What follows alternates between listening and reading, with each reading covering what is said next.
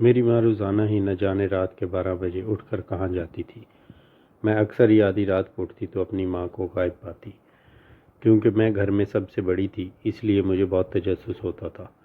پھر ایک دن میں نے اپنی ماں کا پیچھا کرنے کا فیصلہ کیا، اور جیسے ہی میری ماں رات کے 12 بجے گھر سے باہر نکلنے لگی تو پیچھے سے میں نے بھی اپنی چادر اوڑھی اور اس کا پیچھا کرنے لگی۔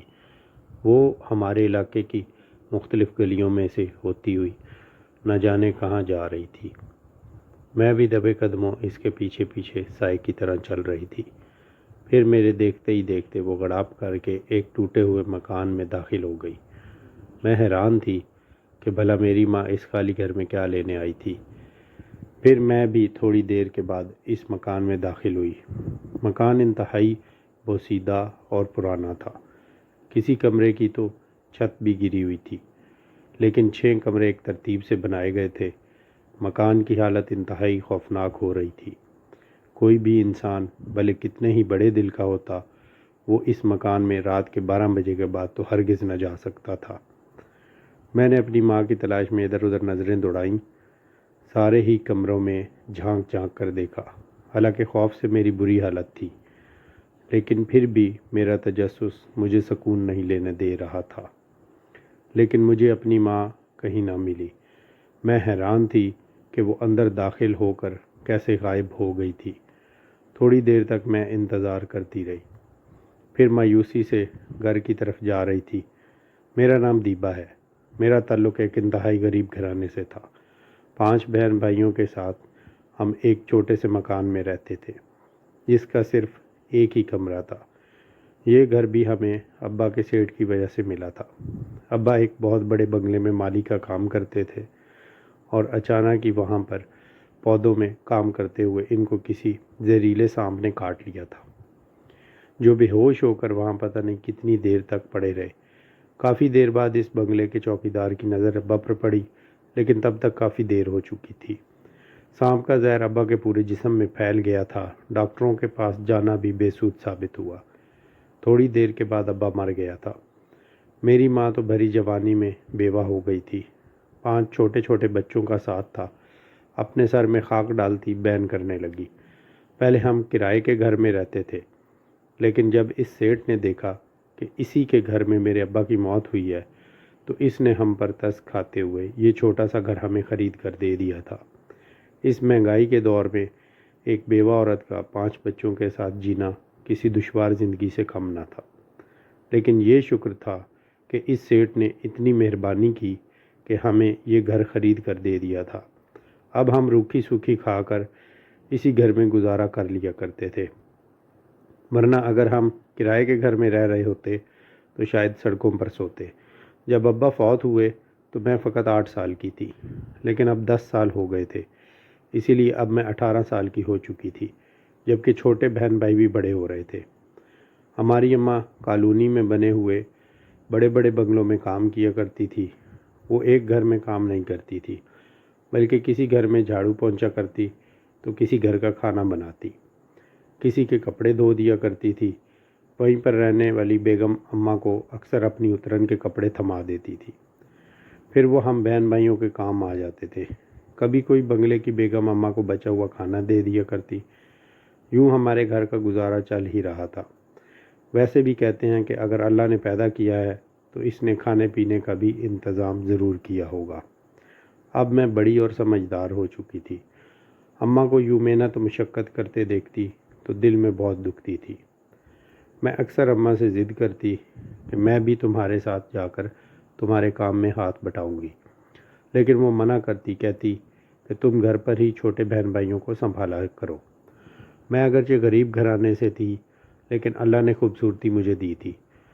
جب بھی یہ میں نوٹ کرتی کہ اکثر محلے میں رہنے والی لڑکیاں جو امیر گھرانوں سے تعلق رکھتی تھی، وہ مجھ سے دوستی کرنے میں دیر نہ کرتی، اور پھر کہتی کہ تم بھی ہمارے گھر آیا کرو دیبا، لیکن اماں نے مجھے کسی بھی لڑکی سے دوستی کرنے سے سخت منع کر رکھا تھا۔ ان کا کہنا تھا کہ اگر تم امیر لوگوں سے دوستیاں پالو گی تو پھر انہی کی طرح بننا پڑے گا۔ اماں مجھے سمجھاتی تھی کہ جتنی چادر ہو اتنا ہی پاؤں پھیلایا کرو، ضرورت نہیں ہے کسی کے ہاں زیادہ آنے جانے کی۔ یہاں سے بہت دور ایک سرکاری سکول تھا، جس میں میں نے میٹرک تک پڑھ لیا تھا۔ میرے چھوٹے بہن بھائی بھی اسی سرکاری اسکول میں جاتے تھے۔ وہاں پر یونیفارم بھی فری ملتا تھا، کتابیں اور کاپیاں بھی۔ اماں بیچاری نے سخت محنت کر کے ابا کے بعد ہمیں پالا تھا۔ میں زندگی میں بڑے بڑے خواب دیکھا کرتی تھی کہ کاش میں اماں کے لیے کچھ کر سکوں تاکہ ان کی زندگی میں بھی آرام اور سکون آ جائے۔ میں نے سوچ رکھا تھا کہ میں ہرگز شادی نہیں کروں گی، بلکہ کچھ کام کاج کر کے اماں کا ہاتھ بٹاؤں گی تاکہ گھر چلانے میں اماں کو اکیلے مشقت نہ کرنی پڑے۔ پھر ایک دن مجھ پہ یہ انکشاف ہوا کہ جب اماں روزانہ اٹھ کر رات کے 12 بجے کے بعد اللہ جانے کہاں جایا کرتی تھی، جب میں نے ان کا پیچھا کیا تو وہ اسی خالی گھر میں جاتی تھی جہاں پر دن میں بھی لوگ نہ جاتے۔ دراصل جس علاقے میں ہم رہتے تھے وہاں پر اکثر ہی ہندوؤں کے پرانے گھر تھے جنہیں توڑ کر لوگوں نے اپنے گھر بنا لیے تھے۔ اس علاقے کے پرانے اور بوڑھے لوگوں کا کہنا تھا کہ پہلے جب اس علاقے میں گھروں کی تعمیرات کی جا رہی تھی تو اکثر ہی گھروں کی زیر زمین کھدائی سے اچھی خاصی تعداد میں سونا برآمد ہوا تھا۔ جن لوگوں کی زمین کی تہہ سے سونا نکلا تھا وہ آج کروڑوں میں کھیل رہے تھے، لیکن یہ ٹوٹا ہوا کھنڈر سا گھر نہ تھا، بلکہ پچھلے 30-35 سالوں سے یہ ایسی حالت میں موجود تھا۔ لوگوں کو کہنا تھا کہ اس گھر کی طرف اگر کوئی آ بھی یا جانے کی کوشش کرے تو اسے کوئی نہ کوئی نقصان ہو جاتا ہے۔ کسی کا کہنا یہ تھا کہ اس گھر میں رہنے والے اسیب کسی کو بھی اس گھر میں داخل ہونے کی اجازت نہیں دیتے۔ پتہ نہیں یہ من گھڑت باتیں تھیں یا حقیقت تھی، لیکن میں نے اماں کو وہاں جاتے دیکھ لیا تھا، اور اب میں دل میں سوچ رہی تھی کہ میں اماں کو سختی سے منع کروں گی کہ اماں آخر وہاں کیا لینے جاتی ہیں۔ اتنے سالوں سے ہم رہ رہے تھے، لیکن آج تک اماں نے یہ بات نہیں سوچی تھی کہ میں بھی اس اسیب زدہ گھر میں جا کر تحقیقات کروں، تو پھر آج یہ کس کے کہنے پر یہ سب کر رہی تھی۔ دوسرے دن اماں پر میں نے یہ ظاہر نہ ہونے دیا کہ میں انہیں اس گھر میں جاتا ہوا دیکھ چکی ہوں، اسی لیے باتوں ہی باتوں میں پوچھنے لگی کہ اماں، میں رات کو اٹھی تھی پانی پینے کے لیے تو تم اپنے بستر پر نہیں تھی۔ تو اماں مصنوعی حیرت سے مجھے دیکھنے لگی کہ نہیں بیٹا، میں تو بستر پر ہی تھی، ہو سکتا ہے میں باتھ روم وغیرہ چلی گئی ہوں، ویسے بھی رات کو میری طبیعت ٹھیک نہیں تھی، اسی وجہ سے میں بے چین رہتی ہوں۔ مجھے اماں کے اس جھوٹ پر غصہ تو آیا تھا، لیکن پھر بھی میں خاموش رہی۔ روزانہ چھوٹے بہن بھائیوں کو اسکول تیار کر کے میں ہی بھیجا کرتی تھی، اسی لیے صبح سویرے ہی میں اٹھ جایا کرتی تھی، جبکہ اماں 8 یا 9 بجے کام کے لیے نکلتی تھی۔ میں اماں کو گھر کے کسی بھی کام کو ہاتھ نہیں لگانے دیا کرتی تھی، کیونکہ وہ بیچاری وہاں بھی محنت کرتی تھی، پھر گھر آ کر بھی تو اس بیچاری اکیلی عورت پر ظلم کے مترادف تھا۔ پھر دوسرے دن میں سو نہ سکی۔ جیسے ہی آدھی رات ہوئی، اماں حسب معمول اٹھ کر باہر چلی گئی۔ آج میں نے ان کا پیچھا نہ کیا، وہ نہ جانے اس کھنڈر سے گھر میں کہاں جا کر غائب ہو جاتی تھی، لیکن میں نے دل میں سوچ لیا تھا کہ کچھ بھی ہو میں صبح اماں سے بات کر کے ہی رہوں گی کہ آخر اماں روزانہ وہاں کیوں جاتی ہے۔ دوسرے دن اماں کی طبیعت ٹھیک نہیں تھی، اسی لیے اس نے آج کام سے چھٹی کی تھی۔ چھوٹے بہن بھائیوں کو اسکول بھیج کر میں اور اماں گھر پر اکیلے ہی تھے۔ میں نے جلدی جلدی صفائی کی اور پھر آ کر اماں کے پاس بیٹھ گئی۔ پھر اماں سے کہنے لگی کہ اماں تجھ سے ایک بات پوچھوں۔ اماں کہنے لگی کہ تجھے پوچھنے کی ضرورت ہے تو پوچھ لے جو پوچھنا ہے۔ پھر میں نے دل مضبوط کر کے اماں سے کہا کہ اماں، میں جان چکی ہوں کہ تو روزانہ رات کے 12 بجے کے بعد کہاں جاتی ہے۔ اب مجھے سچ سچ بتا دے کہ آخر تو وہاں روزانہ کیوں جاتی ہے، اور اگر تجھے کچھ ہو گیا تو پھر ہم سارے بہن بھائیوں کو کون دیکھے گا؟ آخر تو اتنا خطرہ مول لے کر وہاں جاتی ہی کیوں ہے؟ میں نے اکٹھے 3-4 سوال اماں سے پوچھ لیے تھے۔ اماں میری بات سن کر خاموش ہو گئی، پھر کہنے لگی، میں تم بہن بھائیوں کے لیے ہی وہاں جاتی ہوں۔ اماں کی اس الجھی ہوئی بات پر میں حیران تھی۔ پھر کہنے لگی کہ اچھا، ہماری خاطر وہ کیسے؟ پھر اماں رازداری سے مجھے کہنے لگی کہ جس گھر میں میں کام کرتی ہوں، اس گھر کی بیگم صاحبہ اپنے شوہر سے کہہ رہی تھی کہ ہندوؤں کے اس پرانے گھر میں ایک تہہ خانہ ہے جس میں ڈھیروں خزانہ چھپا ہوا ہے، لیکن اگر کوئی بھی اس تہہ خانے میں جانے کی کوشش کرتا ہے تو اسے کچھ نہ کچھ نقصان ہو جاتا ہے۔ لیکن یہ بات بیگم صاحبہ کی ماں نے ان کو بتائی تھی کہ وہ خزانہ ایسا ہے کہ راتوں رات انسان کی قسمت بدل جائے، لیکن کوئی خوش نصیب ہی ہوگا جو اس خزانے کو حاصل کر پائے گا۔ میں وہاں صفائی کر رہی تھی، اسی لیے بیگم صاحبہ کی پوری بات سن چکی تھی۔ مجھے معلوم ہے کہ ہمارے حالات ایسے نہیں کہ ہم اپنی زندگی کو بدل سکیں۔ کل کو تمہارے ساتھ ساتھ تمہارے سارے بہن بھائیوں کی بھی مجھے شادی بھی کرنی ہوگی۔ آخر کب تک ہم ایسے ایک کمرے کے مکان میں رہ کر اپنی زندگی گزاریں گے؟ بس یہی سوچ کر میں سب کے سو جانے کے بعد اس گھر میں جاتی اس خزانے کی تلاش میں۔ لیکن میں تہخانے میں تو اتر جاتی ہوں، لیکن اچانک ہی نہ جانے کیا ہوتا ہے کہ سب کچھ میری نظروں کے سامنے سے غائب ہو جاتا ہے۔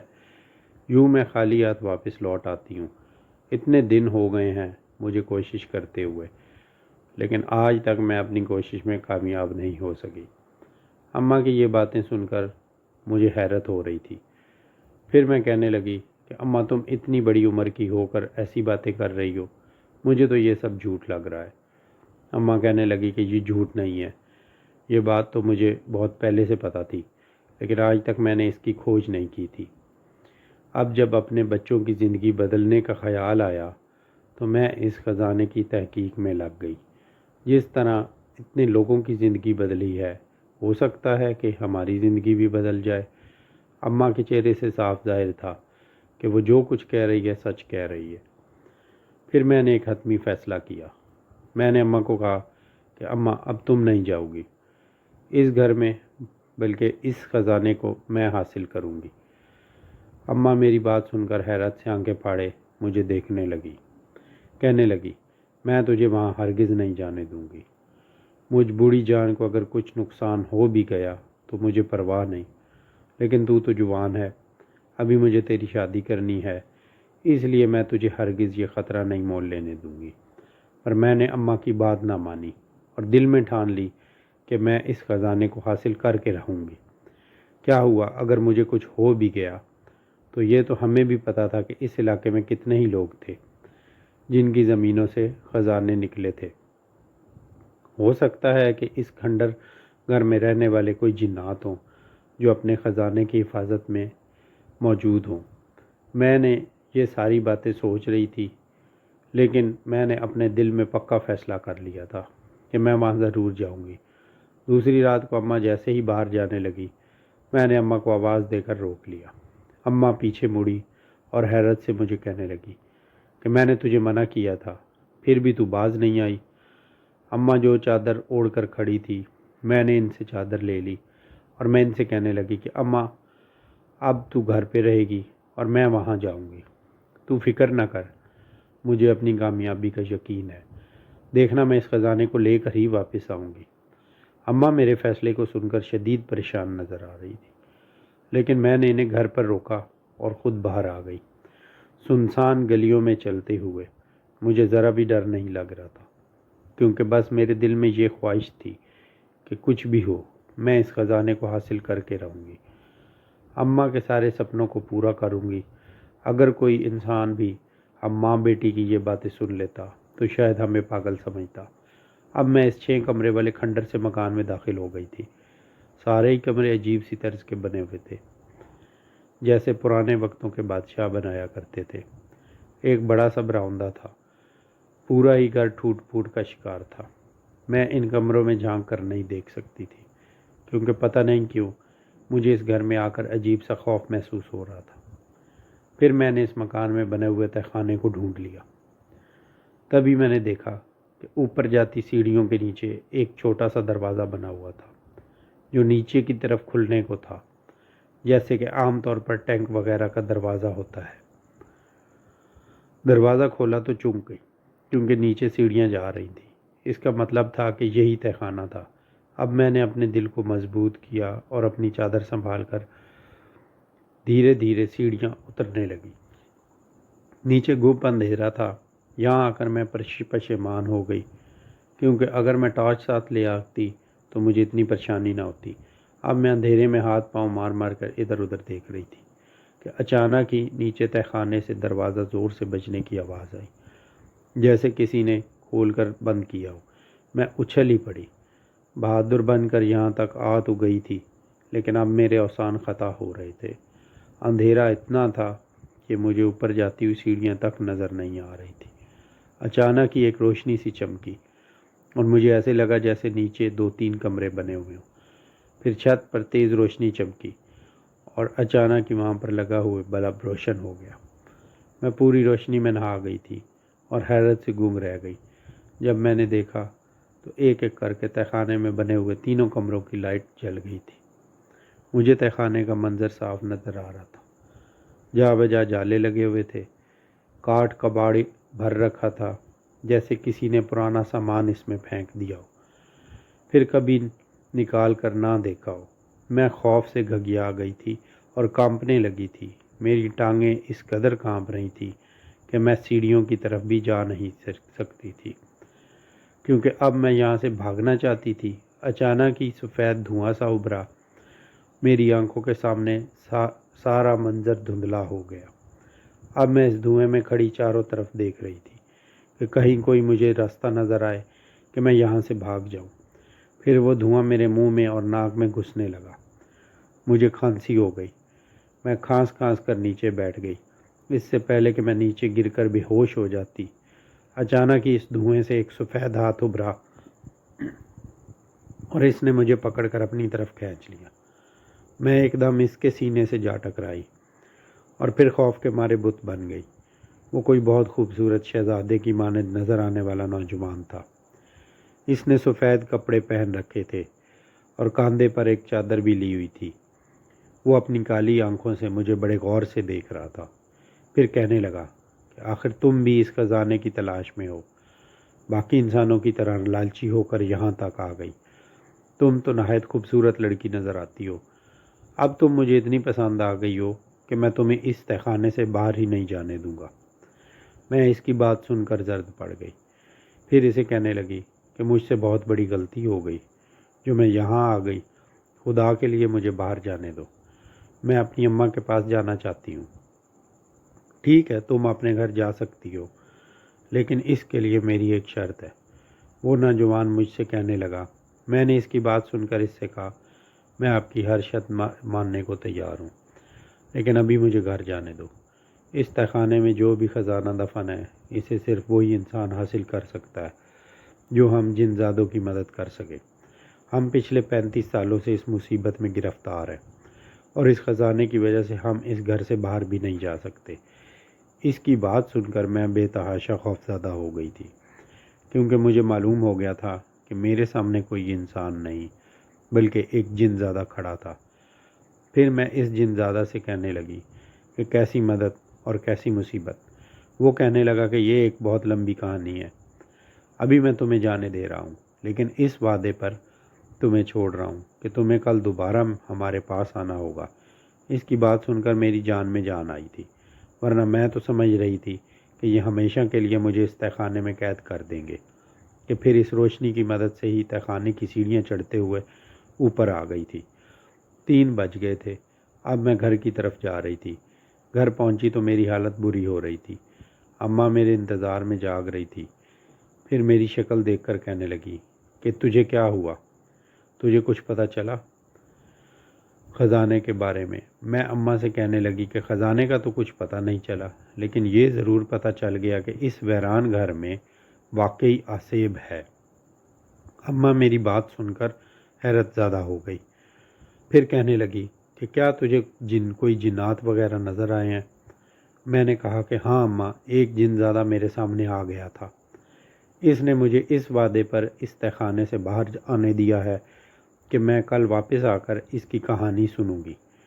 اماں میری بات سن کر شدید پریشان ہو گئی۔ کہنے لگی کہ کوئی ضرورت نہیں ہے تجھے وہاں جانے کی، اب میں تجھے وہاں نہیں جانے دوں گی۔ تو میں نے اماں کو کہا کہ اب میں اس سے وعدہ کر کے آئی ہوں، اگر میں وہاں نہ گئی تو ایسا نہ ہو کہ وہ یہاں آ جائے مجھے لینے کے لیے، اور پھر کیا پتہ وہ کوئی خزانے کا ایسا راز بتا دے جس سے ہمیں وہ خزانہ مل جائے۔ اماں میری بات سن کر چپ ہو گئی تھی، لیکن میں دل میں سوچ رہی تھی کہ میں وہاں ضرور جاؤں گی۔ دوسری صبح میں نے معمول کے مطابق اپنے کام نپٹا لیے تھے اور اماں بھی کام کرنے چلی گئی تھی۔ میرا دماغ اسی ویران گھر میں موجود جنات کے بارے میں اٹکا ہوا تھا۔ اب بس مجھے رات ہونے کا انتظار تھا۔ میں جلد سے جلد وہاں جا کر اس خزانے کے بارے میں معلومات حاصل کرنا چاہتی تھی۔ شام کو اماں گھر آئی۔ سارے بہن بھائی کھانا کھا کر سو چکے تھے، لیکن مجھے معلوم تھا کہ اماں میری وجہ سے پریشان تھی، اسی وجہ سے سو نہ سکی۔ جیسے ہی 12 بجے میں نے خود ہی چادر اوڑھ کر وہاں سے جانے کا فیصلہ کر لیا۔ اماں نے بھی میری ضد دیکھ کر مجھے جانے سے نہ روکا، اور میرے قدم دوبارہ اسی گھر کی طرف اٹھ رہے تھے۔ میں دھڑکتے دل کے ساتھ اس گھر میں آ گئی۔ ایسے لگتا تھا کہ یہ کھنڈر نما گھر میرے اوپر آن گرے گا۔ پھر میں نے تہخانے کا دروازہ کھولا، اور پھر میں سیڑھیاں اترتی ہوئی اسی تہخانے میں آ گئی۔ ابھی میں وہاں کھڑی ہوئی تھی کہ اچانک میرے کانوں میں اسی جنزادے کی آواز آئی، جو مجھ سے کہہ رہا تھا کہ واہ لڑکی، تم تو اپنے وعدے کی بڑی پابند نکلی۔ ویسے بھی اگر تم نہ آتی تو میں تمہارے سامنے آ جاتا۔ میں اس اندھیرے میں چپ چاپ کھڑی تھی۔ جیسے ہی چاروں طرف روشنیاں ہوئیں اور وہ جنزادہ میرے سامنے آ گیا۔ وہ یقیناً کسی انسانی روپ میں تھا، ورنہ میں نے تو یہی سن رکھا تھا کہ جنات بہت خوفناک اور ڈراؤنے ہوتے ہیں۔ پھر وہ کہنے لگا کہ اب میری یہ کہانی بڑے دھیان سے سننا۔ ناظرین، کہانی کا اگلا حصہ سننے کے لیے ہمارے چینل کو سبسکرائب کریں اور ویڈیو کو لائک اور شیئر ضرور کریں۔ نیکسٹ پارٹ کے لیے کامنٹ باکس چیک کریں۔ اللہ حافظ۔